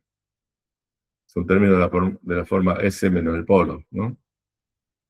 Y esta parte acá, que es debido a la entrada, ¿qué singularidades tiene? O sea, ¿cuáles son los polos acá de este polinomio? ¿Complejos conjugados o no? Sí, viene ahí. Algo más que complejo conjugado. Imaginarios puros. Ah, claro. Porque son de J omega. Fíjense, J omega al cuadrado sería J por J menos 1. Entonces menos omega al cuadrado más omega al cuadrado 0. ¿no? Son imaginarios por más o menos J menos. ¿Está bien? Entonces, bueno, ya es fácil ahora esta respuesta, separarla en fracciones simples para tratar de calcular, después volver al dominio temporal. ¿Está bien? Pero si no, transformar inversa. Entonces, hacemos eso. Separamos en fracciones simples. Esta productoria acá, fíjense, esto acá, digamos. Como tengo n polos, voy a tener una sumatoria de n términos. De la forma alfa sobre S menos el polo. Y para los otros polos, bueno, los polos están en J omega y menos J omega. Y como son complejos conjugados, las constantes van a ser complejas conjugadas entre sí. ¿Se entiende? Y estos coeficientes los puedo calcular por residuos. O sea, alfa 1 o alfa i es el límite cuando S tiende al polo i, de S menos el polo i por la entrada. Por IDS, perdón. Por IDS. Que es HDS por UDS. ¿Se ve?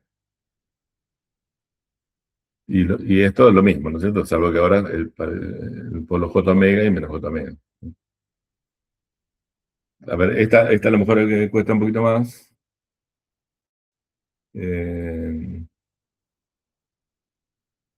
¿Se entiende acá por qué quedó así? No.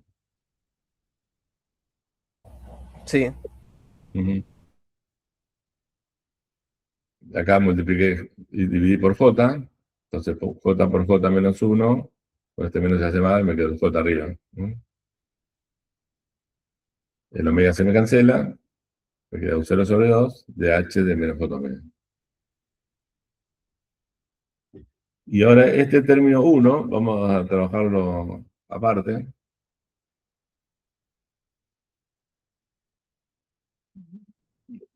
Saco denominador, acá, de estos dos términos, saco, ahora hago el producto y lo tomo como denominador común, ¿no? Que era S cuadrado más omega cuadrado. Entonces me va a quedar alfa 0 por S menos J omega más alfa 0 conjugado por S más J omega. Que es esto que te da. ¿Está bien? Y después, lo que tiene S, lo junto. Lo que tiene J omega, lo junto. ¿Está bien?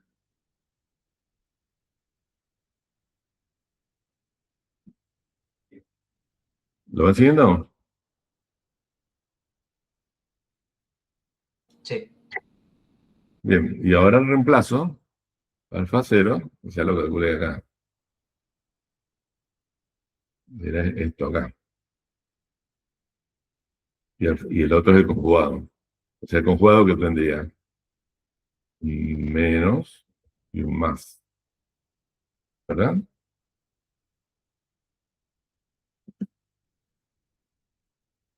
O sea, acá me queda un complejo más un conjugado, eso queda 2 veces la parte real, ¿no?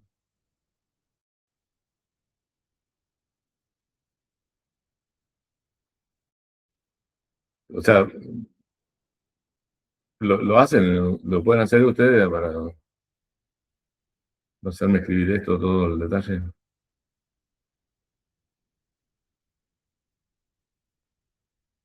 Se trabajo con un poco de álgebra acá, digamos. Reemplacé el alfa 0 porque calculé acá. ¿Está bien? Ahora, H calculado en J omega, eso es H de S, calculado para S igual a J omega. Bueno, es un número complejo, en general. Entonces lo pongo como el módulo, por ahí a la J el argumento. O sea, phi de omega es el argumento de H de J omega. Y lo reemplazo acá.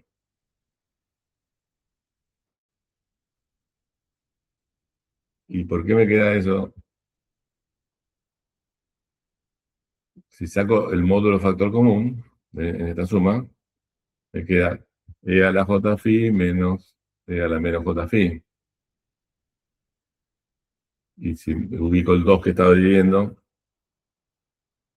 este 2, me queda esto acá, que es la definición de qué cosa.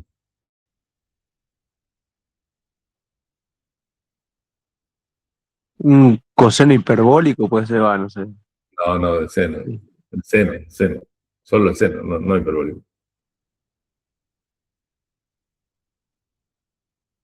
¿Está? E a la J alfa menos E a la menos J alfa sobre 2 es la definición del seno de alfa. ¿Está bien? Y acá me queda el coseno, fíjense.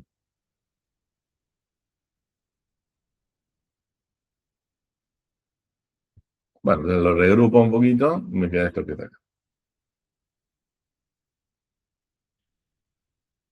Eso era el término 1.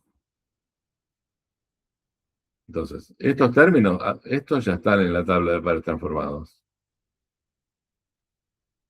La transformada inversa. ¿No es cierto? Y del término 1, fíjense cómo quedó. Este es el seno y esto es el coseno de omega. ¿Está bien? Entonces, me queda esto así, ¿no es cierto? Este es el primer término y acá el coseno de omega t, seno de phi, seno de omega t, coseno de phi. ¿Se entiende? Y el cos sen más sen cos, eso es el seno de la suma. ¿Está bien? Eso googleenlo, pídanle a IA. Coseno de alfa, seno de beta, más seno de alfa, coseno de beta, es el seno de alfa más beta. Entonces, esta es la respuesta que me dio a una senoide de amplitud U sub 0 y pulsación omega. Ahora, como el sistema es vivo estable, y dijimos que los polos eran reales, son reales negativos, entonces, cuando t tiende a infinito, estos términos se van a cero, ¿no es cierto? Ahora, estos no, porque es un seno. Entonces, cuando t tiende a infinito, desaparece estos términos transitorios y aparece, me queda la respuesta en régimen permanente senoidal. O sea, se extinguió el transitorio y llegó, me queda solamente este segundo término. O sea, el sistema alcanzó un régimen permanente senoidal. La senoide de salida tiene la misma pulsación que la senoide de entrada, pero su amplitud, la entrada era de amplitud U0, y ahora se ve afectada por el módulo de la función transferencia calculada para S igual a J omega, donde omega es la pulsación de la entrada, ¿no? Y además está desfasada de la senoide de entrada la fase de H de J omega, que era phi de omega. ¿Se entienden?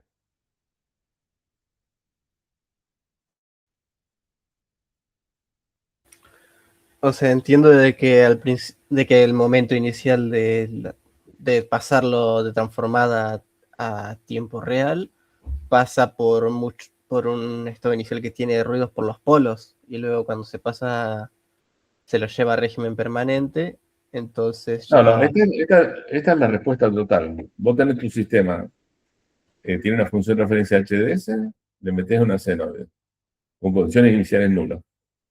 La respuesta te da esto.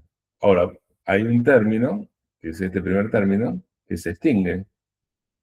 Porque como los polos son negativos, estas exponenciales son decrecientes. Este segundo término no se extingue porque es un seno, es decir, siempre está oscilando. ¿Cierto? Entonces, el sistema, pasado el transitorio, o sea, una vez que se extinguió esto acá, llega a un régimen permanente senoidal dado por esta expresión acá, este segundo término. ¿Está bien? Que se toca. Por eso lo llamé I en régimen permanente de senoidal, ¿no? Y lo que veo es que en una senoide, la salida, voy a tener una senoide de la misma pulsación que la de entrada, pero que va a estar amplificada o atenuada, depende de si esto es mayor o menor que 1, por el módulo de la función de transferencia calculada en J omega, y va a estar desfasada de la senoide de entrada por la fase de H de J omega.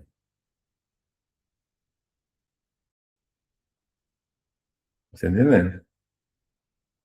Entonces yo puedo ver para cada omega, para cada frecuencia,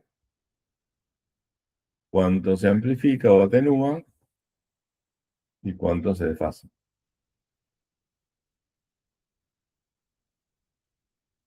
Entonces tengo lo que se llama la respuesta en frecuencia.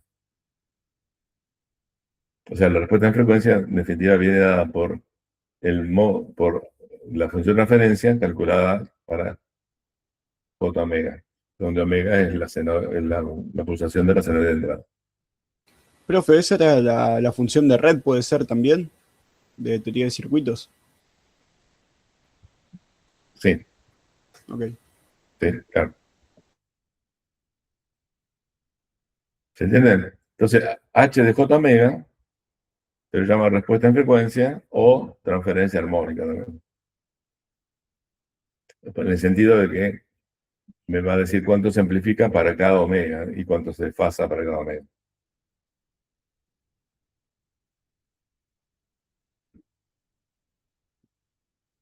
¿Está? No sé cómo andamos con el horario. Quedan unos minutos. Bueno, entonces, a H de J omega, al módulo se le llama la respuesta en frecuencia de amplitud. Y a la fase, la respuesta en frecuencia de fase, ¿no? Fíjense que en este ejemplo yo lo hice para polos reales negativos. Pero bueno, esto se generaliza si tengo pares de polos complejos conjugados con parte real negativa o polos con multiplicidad, ¿no es cierto? Que también con parte real negativa. Bien, entonces a la respuesta en frecuencia se la suele graficar en función de omega. Como es un número complejo, por un lado se grafica el módulo de H de J omega en una escala logarítmica en decibeles, y por otro lado, en función de omega, y por otro lado, la fase en función de omega. Y omega se lo grafica en escala logarítmica. Y a esas curvas, digamos, se las denomina diagramas de Bode de amplitud, el de arriba, y fase.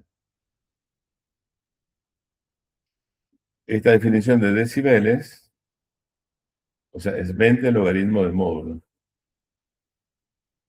¿Verdad? Ustedes se preguntarán por qué lo llamo decibel si multiplico por 20 en vez de por 10.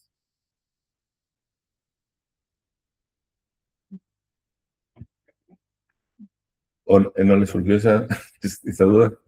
Porque hay otra que sí multiplicaba por 10, me parece, pero me dio una cosa distinta y si la relacionaba a las dos llegaba a que esta era por 20, ¿no? Era como que medía una magnitud distinta, potencia, puede ser. Claro, claro, porque en realidad el decibel se define para potencia. Por ejemplo, si esto fuera un amplificador de audio, la entrada es una tensión y la salida es una tensión, ¿no es cierto? Y entonces la potencia depende de la tensión al cuadrado. Entonces ese cuadrado en la tensión, cuando está adentro del logaritmo, digamos, sale como un factor 2. Entonces, 10 por 2 me da el 20. Porque es relación de potencia, ¿no? De tensión en este caso, ¿no? ¿Se entiende? El decibel se define para potencia. Eso lo digo, ¿no?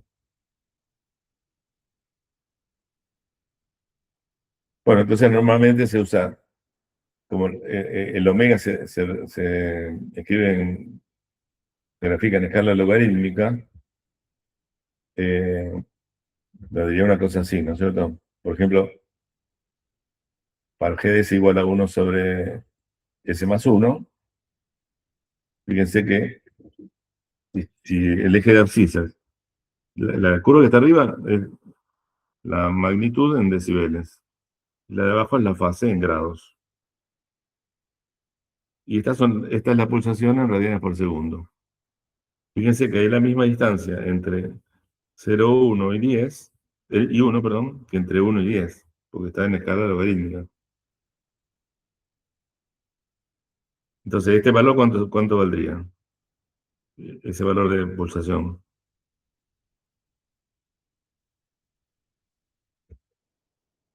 Ahí ya está puesta la grilla, ¿no? Pero, ¿cuánto valdría? 0,2, ¿no? Claro, 0,2. Pero ese 0,2 es el logaritmo del... O sea, esta distancia, ¿cuánto es? Respecto a esta. Como el logaritmo de 2 es 0,30103, esto está prácticamente a un tercio entre este punto y este. ¿Está bien? Este sería el logaritmo sería 3, ¿no es cierto? El logaritmo 3 es 0,47 y pico. ¿Ustedes no se aprendieron todavía los 100 primeros, los logaritmos de los primeros 100 números? Estamos lejos todavía. El No, de 1 me empiecen. lo sé, el de 1 me lo sé. Bueno. O sea, por esto, fíjense, esto es prácticamente un tercio de esto. A esto, entre 10 a la menos 1 y 10 a la 0, ahí tengo lo que se denomina una década. Y acá, o sea que la frecuencia aumentó una década. Y acá aumentó otra década. ¿Está bien? Entonces, fíjense que este sistema, esto está en dB. 0 dB, este valor, si lo paso a por unidad, fíjense, para que dé 0 esto.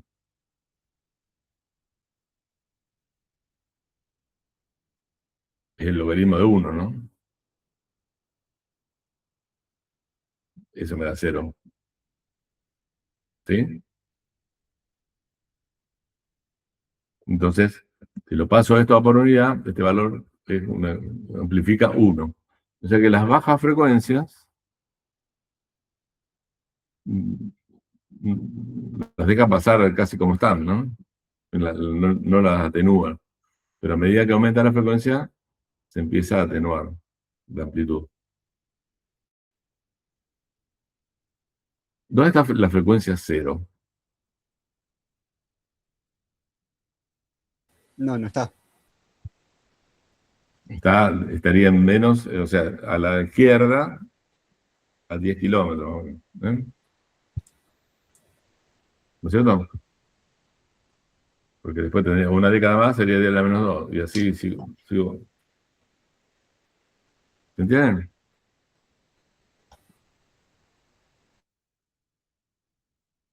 O sea, bueno, esta transferencia tiene una característica pasa abajo, digamos. Las bajas frecuencias pasan bien, pero a medida que voy aumentando, empiezan a disminuir la amplitud. Y obviamente hay un desfasaje, ¿no? Al principio el desfasaje es 0, hasta llegar a menos 90 grados. Fíjense, acá en la frecuencia del polo, 1, ¿no es cierto? 1. Ahí cayó 3 decibeles. Entonces a ese valor, donde la amplitud cae 3 decibeles, por encima por debajo de la amplitud en baja frecuencia, digamos, a eso se le llama frecuencia de corte, de menos 3 dB. En este caso coincide con el 1, es este 1 acá, ¿no? ¿Se ve?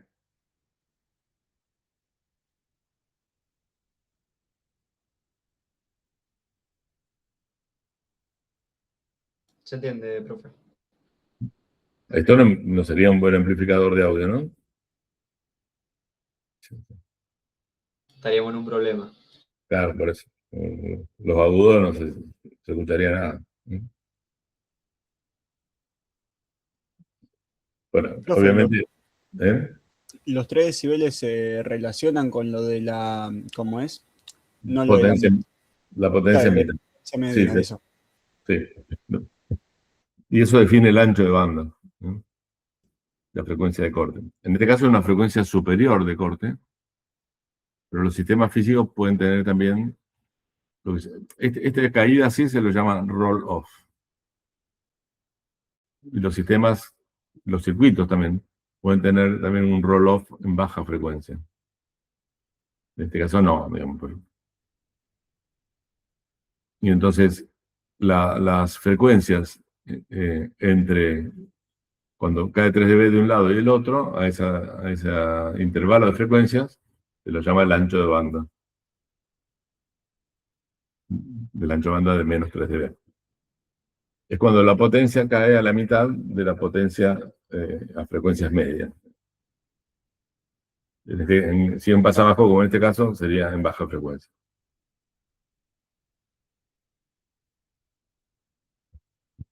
Bueno, esto está hecho con MATLAB, hay un comando BODE, obviamente.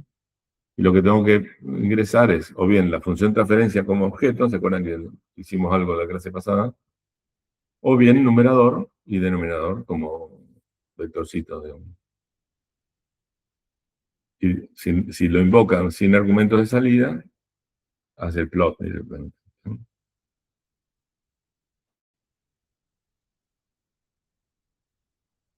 ¿Cómo estamos? Me pasé. Bueno, esto yo lo voy a retomar la clase que viene, ¿no? Porque la clase que viene lo que vamos a ver es cómo si bien en la práctica vamos a usar MATLAB para construir el diagrama de Bode, bueno, tenemos que saber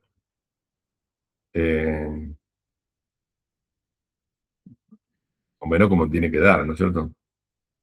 Entonces vamos a ver cómo si lo tuviéramos que hacer a mano, cómo podríamos construirlo, y después en la práctica vamos a usar MATLAB. ¿Saben?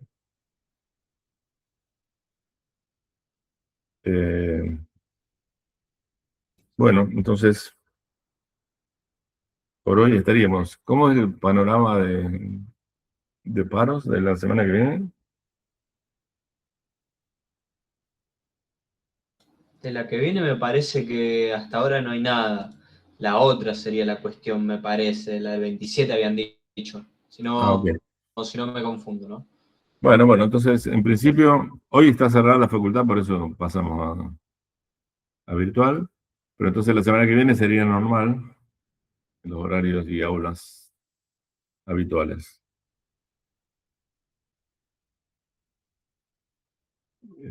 Bueno, gracias. Bueno, profe, Gracias. nos vemos. Buen fin de Nos vemos. Chao. Nos vemos, Chao, buen fin de- gracias. Chao, buen fin de- chao, chao.